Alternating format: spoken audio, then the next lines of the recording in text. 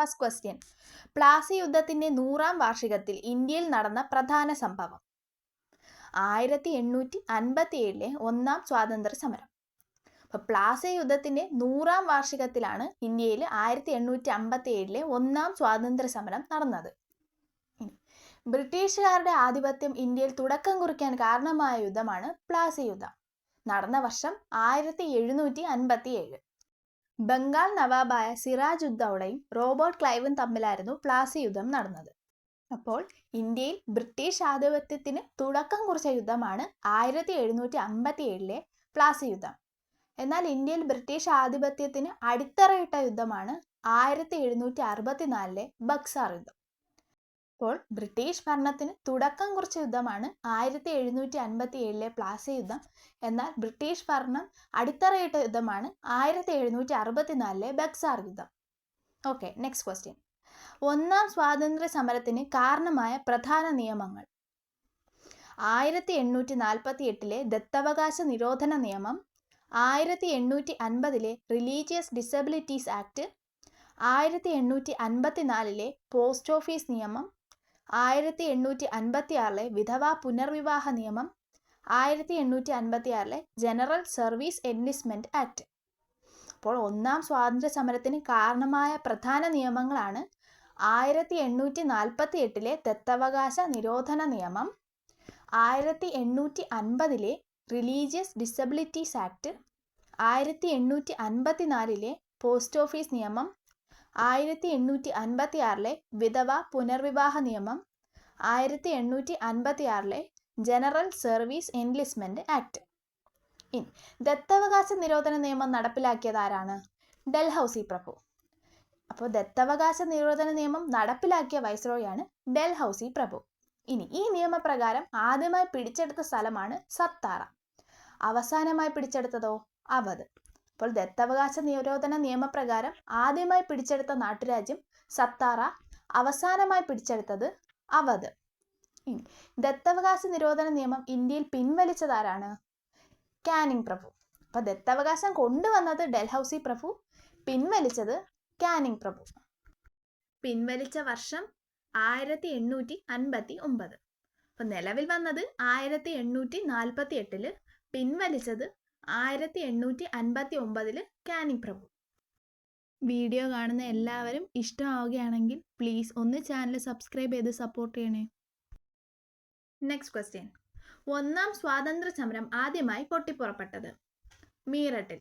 വർഷം 1857 മെയ് 10. അപ്പോൾ ഉത്തർപ്രദേശിലെ മീററ്റിലാണ് ആദ്യമായി ഒന്നാം സ്വാതന്ത്ര്യ സമരം പൊട്ടിപ്പുറപ്പെട്ടത്. വർഷം 1857 മെയ് 10. നെക്സ്റ്റ്. ഒന്നാം സ്വാതന്ത്ര്യ സമരത്തിലെ ആദ്യ രക്തസാക്ഷി. മംഗൾ പാണ്ഡെ. അപ്പോൾ ഒന്നാം സ്വാതന്ത്ര്യ സമരത്തിലെ ആദ്യ രക്തസാക്ഷിയാണ് മംഗൾ പാണ്ഡെ. അദ്ദേഹം ബാരക്പൂരിലെ 34ാം റെജിമെന്റിലെ പട്ടാളക്കാരനായിരുന്നു. ഇനി മംഗൾ പാണ്ഡെയെ അറസ്റ്റ് ചെയ്യാൻ വിസമ്മതിച്ച ബ്രിട്ടീഷ് സൈന്യത്തിലെ ഇന്ത്യക്കാരനായ ഉദ്യോഗസ്ഥനാണ് ജമാന്ദാർ ഈശ്വരി പ്രസാദ്. അപ്പോൾ ആ കുറ്റത്തിന് അദ്ദേഹത്തെ തൂക്കിലേറ്റിയ വർഷമാണ് 1857 ഏപ്രിൽ 21. അപ്പോൾ മംഗൾ പാണ്ഡെയെ അറസ്റ്റ് ചെയ്യാൻ വിസമ്മതിച്ചതിൻ്റെ പേരിൽ തൂക്കിലേറ്റപ്പെട്ട ഇന്ത്യക്കാരനാണ് ജമാന്ദാർ ഈശ്വരി പ്രസാദ്. വർഷം 1857 ഏപ്രിൽ 21. ഇനി മംഗൾ പാണ്ഡെയുടെ സ്മരണാർത്ഥം ഇന്ത്യ സർക്കാർ സ്റ്റാമ്പ് ഇറക്കിയ വർഷം 1984. 50 പൈസ സ്റ്റാമ്പാണ് ഇറക്കിയത്. അപ്പോൾ ഇന്ത്യ സർക്കാർ 1984 മംഗൾ പാണ്ഡെയുടെ സ്മരണാർത്ഥം 50 പൈസ സ്റ്റാമ്പുകൾ ഇറക്കി. Next. Mangal Pandey the rising എന്ന സിനിമയുടെ സംവിധായകൻ കേതൻ മെഹ്ത. ഈ ചിത്രത്തിൽ മംഗൾ പാണ്ഡെയായി അഭിനയിച്ചത് അമീർ ഖാനാണ്. മംഗൾ പാണ്ഡെ ദി റൈസിംഗ് എന്ന ചിത്രത്തിന്റെ സംവിധായകൻ കേതൻ മെഹ്ത, മംഗൾ പാണ്ഡെയായി വേഷമിട്ടത് അമീർ ഖാൻ. ഇനി 1857 വിപ്ലവത്തിന്റെ ബുദ്ധികേന്ദ്രം എന്നറിയപ്പെടുന്നത് നാനാ സാഹിബ്. അപ്പോൾ 1857 വിപ്ലവത്തിന്റെ ബുദ്ധികേന്ദ്രം എന്നറിയപ്പെടുന്നത് നാനാ സാഹിബ്. നാനാ സാഹിബിന്റെ യഥാർത്ഥ നാമം ദോണ്ടു പന്ത്. അപ്പോൾ നാനാ സാഹിബിന്റെ യഥാർത്ഥ നാമമാണ് ദോണ്ടു പന്ത്. മൂന്നാം നെപ്പോളിയൻ എന്നാണ് നാനാ സാഹിബ് അറിയപ്പെടുന്നത്. അപ്പോൾ മൂന്നാം നെപ്പോളിയൻ എന്നറിയപ്പെടുന്നത് നാനാ സാഹിബ്. ഇന്ത്യൻ നെപ്പോളിയൻ എന്നറിയപ്പെടുന്നത് ആരാണ്? സമുദ്രഗുപ്തൻ. ഇനി പേർഷ്യൻ നെപ്പോളിയൻ നാദിർ ഷാ. മൂന്നാം നെപ്പോളിയൻ നാനാ സാഹിബ്. അപ്പോൾ മറക്കരുത്, മൂന്നാം നെപ്പോളിയൻ എന്നറിയപ്പെടുന്നത് നാനാ സാഹിബ്, ഇന്ത്യൻ നെപ്പോളിയൻ എന്നറിയപ്പെടുന്നത് സമുദ്രഗുപ്തൻ. ഇനി പേർഷ്യൻ നെപ്പോളിയൻ ആണെങ്കിലോ നാദിർ ഷാ. യുദ്ധത്തിനിടയിൽ നാനാ സാഹിബിനെ പിടികൂടി ബ്രിട്ടീഷുകാർ നേപ്പാളിലേക്ക് നാടുകടത്തി. അപ്പോൾ നാനാ സാഹിബിനെ നേപ്പാളിലേക്കാണ് ബ്രിട്ടീഷുകാർ നാടുകടത്തിയത്. നാനായുടെ നായും നേപ്പാളിൻ്റെ നായും വെച്ച് കണക്ട് ചെയ്ത് ഓർത്ത് വച്ചിരിക്കണേ. ഇനി നെക്സ്റ്റ്, നാനാ സാഹിബിൻ്റെ പട്ടാള മേധാവി താന്തിയ തോപ്പി. അപ്പോൾ നാനാ സാഹിബിൻ്റെ പട്ടാള മേധാവിയാണ് താന്തിയ തോപ്പി. താന്തിയ തോപ്പിയുടെ പ്രധാന യുദ്ധമുറയാണ് ഗറില്ല യുദ്ധമുറ. അപ്പോൾ ഗറില്ല യുദ്ധമുറ ഉപയോഗിച്ച് ബ്രിട്ടീഷുകാർക്കെതിരെ പൊരുതിയ ആളാണ് താന്തിയ തോപ്പി. ഇനി താന്തിയ തോപ്പിയുടെ യഥാർത്ഥ നാമം രാമചന്ദ്ര പാണ്ഡുരംഗ. നേരത്തെ നാനാ സാഹിബിന്റെ യഥാർത്ഥ നാമം പറഞ്ഞിരുന്നു, ദോണ്ടു പന്ത്. ഇനി താന്തിയ തോപ്പിയുടെ യഥാർത്ഥ നാമം രാമചന്ദ്ര പാണ്ഡുരംഗ. ഇനി മധ്യപ്രദേശിലെ ശിവപുരിയിൽ വെച്ച് താന്തിയ തോപ്പിയെ വധിച്ച ബ്രിട്ടീഷുകാരനാണ് കോളിൻ ക്യാമ്പൽ. അപ്പോൾ മധ്യപ്രദേശിലെ ശിവപുരിയിൽ വെച്ച് താന്തിയ തോപ്പിയെ വധിച്ച ബ്രിട്ടീഷ് ഉദ്യോഗസ്ഥൻ കോളിൻ ക്യാമ്പൽ. വിപ്ലവകാരികൾ ഡൽഹിയുടെ ചക്രവർത്തിയായി പ്രഖ്യാപിച്ചത് മുഗൾ രാജാവായ ബഹദൂർ ഷാ രണ്ടാമൻ. അപ്പോൾ ഡൽഹിയുടെ ചക്രവർത്തിയായ വിപ്ലവകാരികൾ ആരെയാണ് പ്രഖ്യാപിച്ചത്? ബഹദൂർ ഷാ രണ്ടാമൻ. ഇനി വില്യം ഹോഡ്സൺ എന്ന ബ്രിട്ടീഷ് ഉദ്യോഗസ്ഥൻ ഹുമയൂണിന്റെ ശവകുടീരത്തിൽ വച്ച് ബഹദൂർ ഷാ രണ്ടാമനെ പിടികൂടി രംഗൂണിലേക്ക് നാടുകടത്തി. അപ്പോൾ ബഹദൂർ ഷാ രണ്ടാമൻ ഹുമയൂണിന്റെ ശവകുടീരത്തിൽ ഒളിച്ചിരിക്കുകയായിരുന്നു. അവിടെ വെച്ച് ബ്രിട്ടീഷ് ഉദ്യോഗസ്ഥനായ വില്യം ഹോഡ്സൺ പിടികൂടി അദ്ദേഹത്തെ രംഗൂണിലേക്ക് നാടുകടത്തി. നെക്സ്റ്റ്, വിപ്ലവത്തിന് ഝാൻസിയിൽ നേതൃത്വം നൽകിയത് ഝാൻസി റാണി. അപ്പോൾ വിപ്ലവത്തിന് ഝാൻസി എന്ന നാട്ടുരാജ്യത്തിൽ നേതൃത്വം നൽകിയ വ്യക്തിയാണ് ഝാൻസി റാണി. ഇനി ഝാൻസി റാണിയുടെ യഥാർത്ഥ നാമം മണികർണിക അല്ലെങ്കിൽ മനുഭായ്. അപ്പോൾ മണികർണിക അഥവാ മനുഭായ് എന്നത് ഝാൻസി റാണിയുടെ യഥാർത്ഥ പേരുകളാണ്. ഇനി ഝാൻസി റാണിയുടെ കുതിരകളാണ് ബാദൽ, പവൻ, സാരംഗി. അപ്പോൾ ഝാൻസി റാണിയുടെ 3 കുതിരകളാണ് ബാദൽ, പവൻ, സാരംഗി. ഇനി 1857 വിപ്ലവത്തിൽ ഝാൻസി റാണി ഉപയോഗിച്ച കുതിരയാണ് ബാദൽ. ഇനി ചബേലി എന്നറിയപ്പെടുന്നതും ഝാൻസി റാണിയാണ്.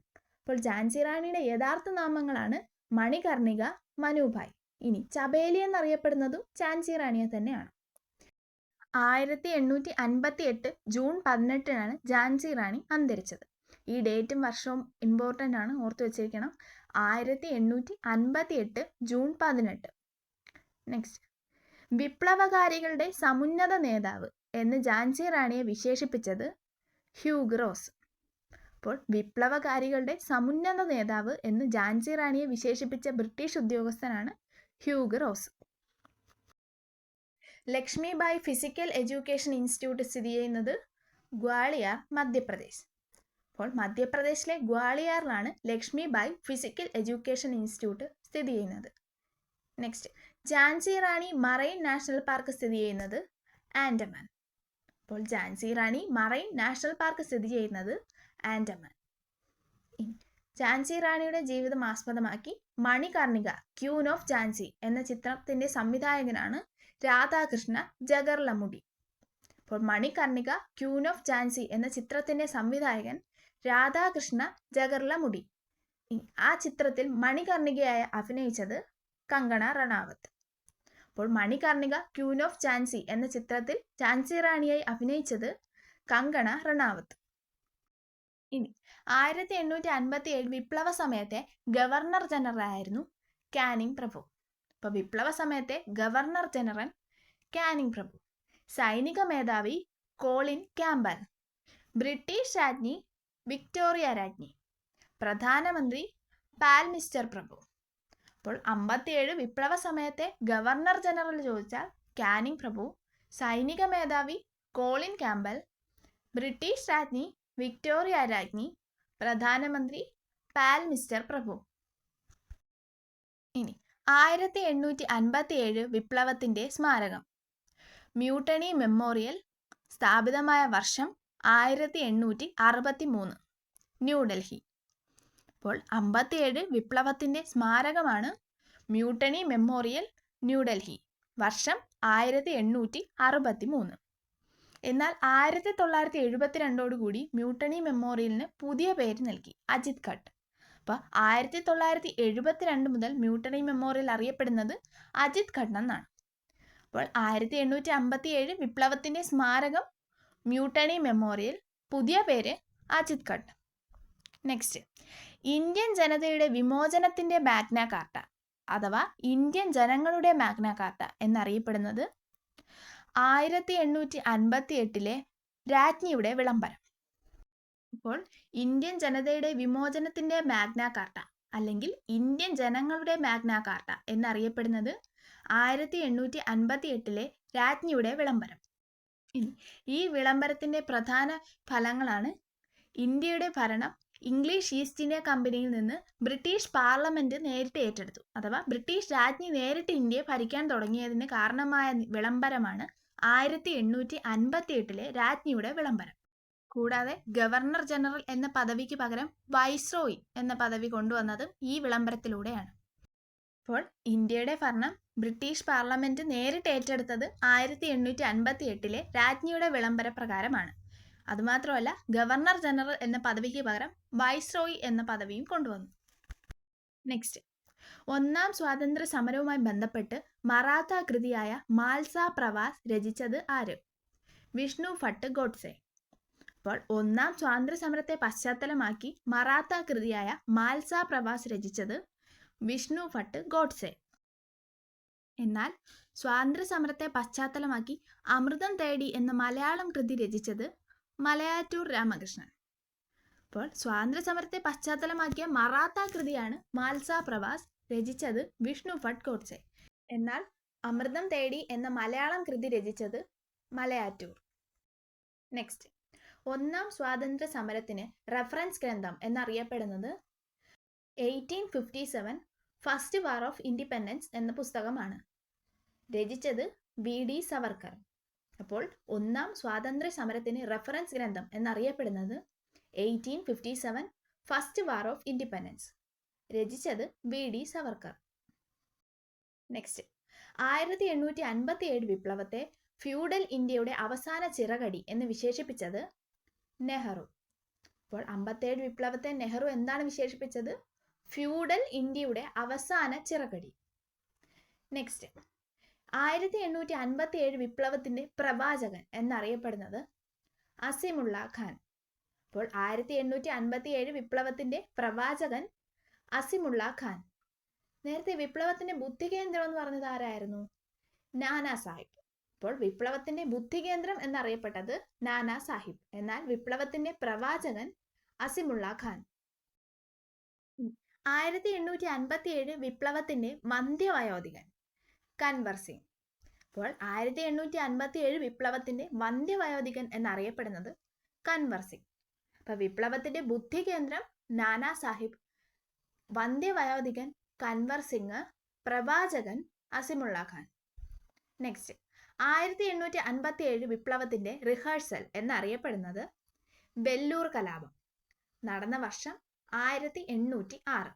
അപ്പോൾ 1806 നടന്ന വെല്ലൂർ കലാപത്തെയാണ് 1857 വിപ്ലവത്തിന്റെ റിഹേഴ്സൽ എന്നറിയപ്പെടുന്നത്. ഇങ്ങനെ വിശേഷിപ്പിച്ചത് VD സവർക്കർ ആണ്. നെക്സ്റ്റ്, ബംഗാൾ വിഭജനം നിലവിൽ വന്നത് എന്ന്?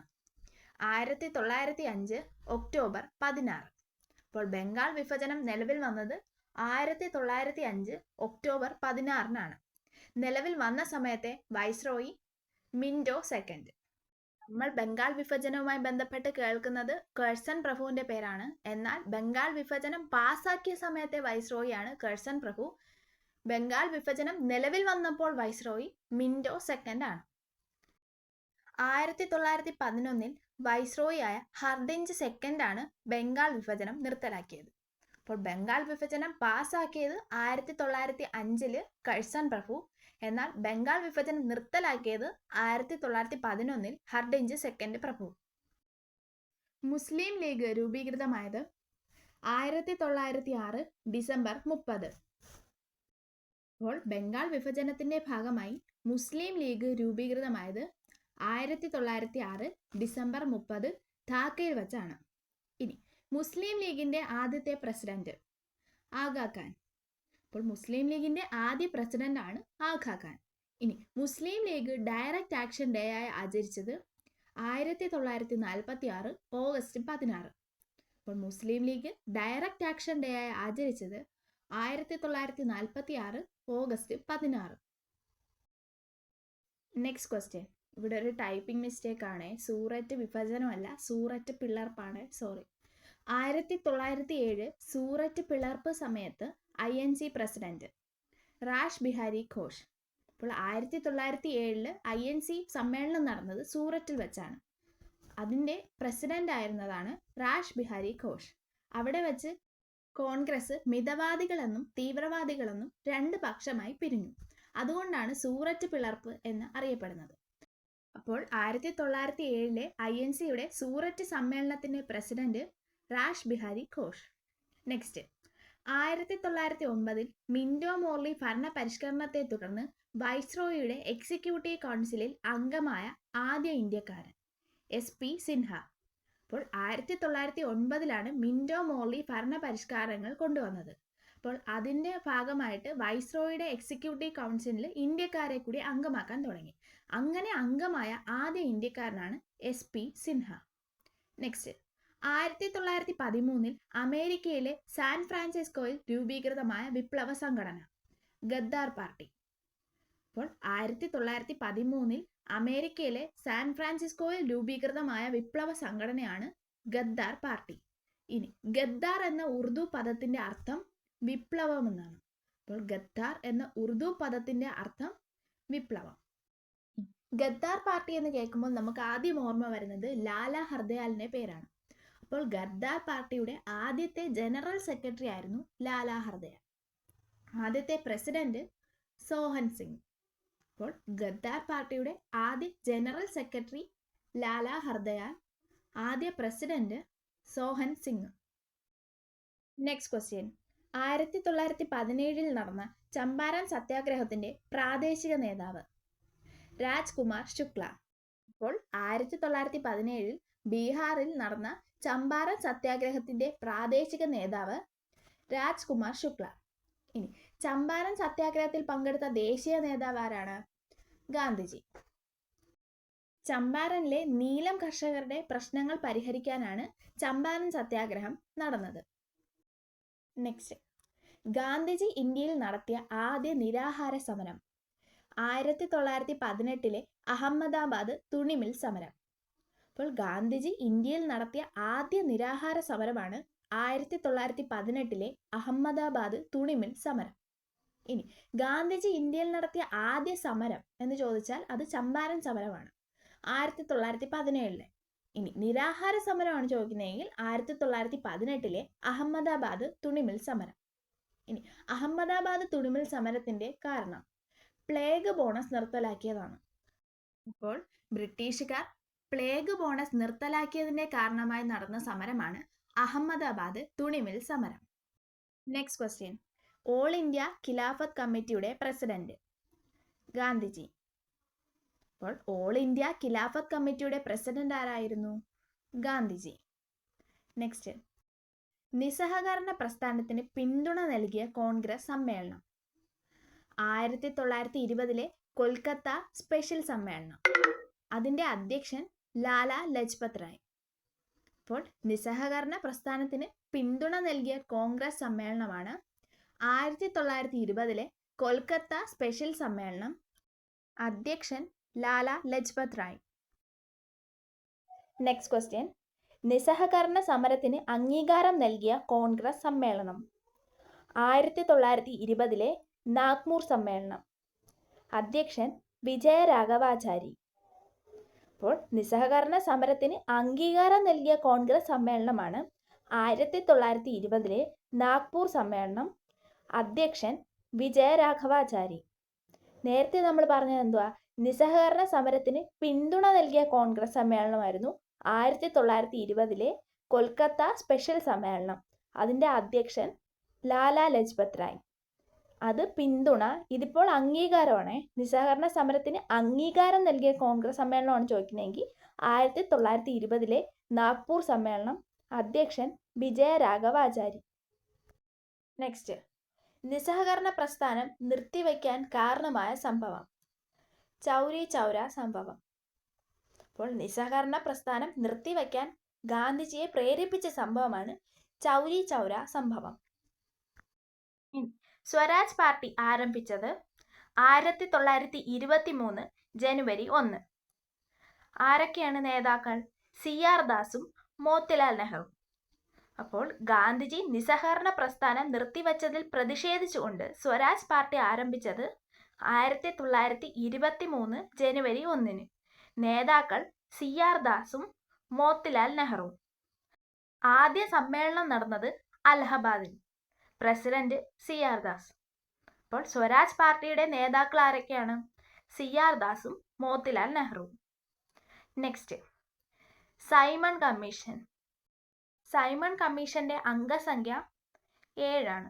അപ്പോൾ 7 പേരടങ്ങുന്ന ഒരു കമ്മീഷനാണ് സൈമൺ കമ്മീഷൻ. തലവൻ ജോൺ സൈമൺ. ഇനി 1928 സൈമൺ കമ്മീഷൻ ഇന്ത്യയിൽ എത്തിയത്. ആ സമയത്തെ ഇന്ത്യയിൽ വൈസ്രോയി ആയിരുന്നത് ഇർവിൻ പ്രഭു. അപ്പോൾ 1928 സൈമൺ കമ്മീഷൻ ഇന്ത്യയിൽ എത്തുമ്പോൾ ഇന്ത്യയിലെ വൈസ്രോയി ഇർവിൻ പ്രഭു. സൈമൺ കമ്മീഷനിൽ ഒരു ഇന്ത്യക്കാരൻ പോലും ഉണ്ടായിരുന്നില്ല. അതിനാൽ ഇന്ത്യക്കാർ സൈമൺ കമ്മീഷനെ എതിർത്തു. സൈമൺ കമ്മീഷനെ എതിർത്തുകൊണ്ട് സൈമൺ ഗോ ബാക്ക് എന്ന മുദ്രാവാക്യം ആദ്യമായി ഉപയോഗിച്ചത് യൂസഫ് മെഹർ അലി. അപ്പോൾ സൈമൺ ഗോ ബാക്ക് എന്ന മുദ്രാവാക്യം ആദ്യമായി ഉപയോഗിച്ചത് യൂസഫ് മെഹർ അലി. ഇനി സൈമൺ കമ്മീഷന് എതിരായുള്ള സമരത്തിൽ ലാഹോറിൽ വച്ച് ലാത്തി ചാർജിൽ ലാലാ ലജ്പത് റായ് അന്തരിച്ചു. അപ്പോൾ സൈമൺ കമ്മീഷനെതിരായിട്ടുള്ള സമരത്തിൽ ലാഹോറിൽ വച്ച് ലാത്തി ചാർജിന് ഇരയായി അന്തരിച്ച സ്വാതന്ത്ര്യ സമര സേനാനിയാണ് ലാലാ ലജ്പത് റായ്. ലാലാ ലജ്പത് റായുടെ മരണത്തിന് കാരണമായ ലാത്തി ചാർജിന് നേതൃത്വം കൊടുത്ത വ്യക്തി സാൻഡേഴ്സൺ. അപ്പോൾ ലാലാ ലജ്പത് റായുടെ മരണത്തിന് കാരണമായ ലാത്തി ചാർജിന് നേതൃത്വം കൊടുത്ത ബ്രിട്ടീഷുകാരനാണ് സാൻഡേഴ്സൺ. സാൻഡേഴ്സണിനെ വധിച്ചതിന് ഭഗത് സിംഗ് തൂക്കിലേറ്റപ്പെട്ട വർഷം 1931 മാർച്ച് 23.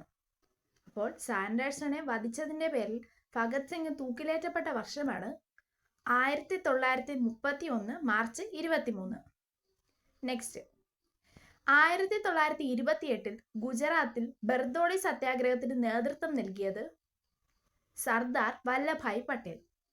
അപ്പോൾ 1928 ഗുജറാത്തിലെ ബർദോളി സത്യാഗ്രഹത്തിന് നേതൃത്വം നൽകിയത് സർദാർ വല്ലഭായ് പട്ടേൽ. അപ്പോൾ ബർദോളി ഗാന്ധി എന്നറിയപ്പെടുന്നത് സർദാർ വല്ലഭായ് പട്ടേലാണ്. നെക്സ്റ്റ്, ദണ്ഡി മാർച്ചിൽ ഗാന്ധിജിയുടെ അറസ്റ്റിന് ശേഷം നേതൃത്വം നൽകിയത് അബ്ബാസ് തിയാബ്ജി.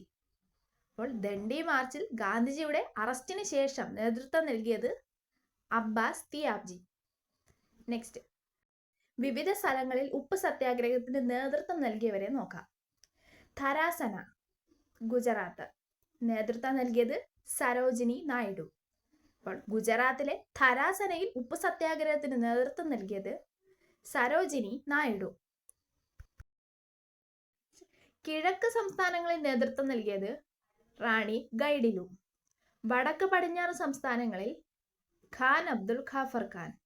വേദാരണ്യത്ത് സി രാജഗോപാലാചാരി.